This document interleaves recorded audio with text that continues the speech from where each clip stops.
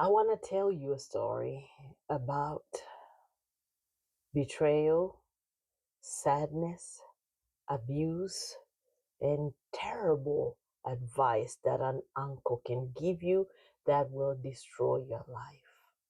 It's in the Bible. We remember that King David had brothers that were all warriors. He was the only one that was in the fields taking care of sheep. You ever wondered whatever happened to David's brothers? We don't hear a lot about them. Some of them continue to be warriors, continue to fight in David's army, but you have some that turned out into bums. And this uncle, Jonadab, was one of those. There was a young man named Amnon that was one of King's sons. He had a bunch of stepsisters and stepbrothers. Absalom was one of his stepbrothers. Absalom had a sister that was born to the same mother and the same father with him. Her name was Tamar. Sidebar. Mar is a word that means bitter. Somehow, this beautiful, attractive, docile, kind young woman was named bitter. I don't understand why. But if you are an old school saint, you hear oftentimes be careful with the names you give to your children because names can carry meanings and can affect lives. Anyway, that's a story for another day. Back to this story. Uncle John tells Amnon, I see you looking at Tamar. I see the drool coming down your chin every time Tamar comes around. I see your eye follows Tamar. They don't leave her whenever she's around.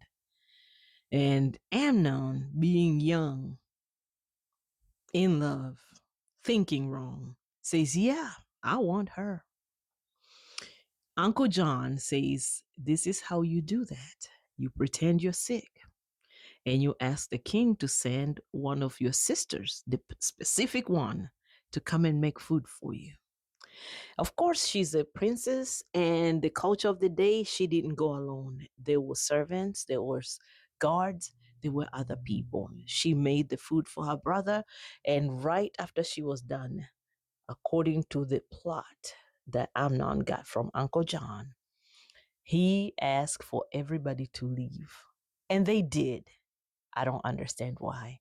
Then he said, sis, Tamar, bring the food right here to my bed.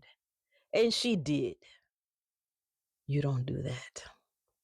And after she got to him, brought the food, he pretended he was so sick that he needed to be fed from her hand.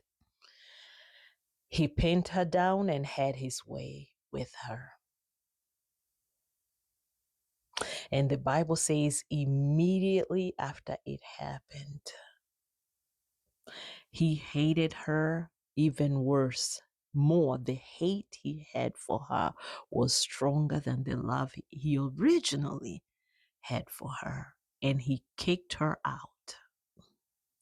Let's do a part 2 on this. See you on the next video.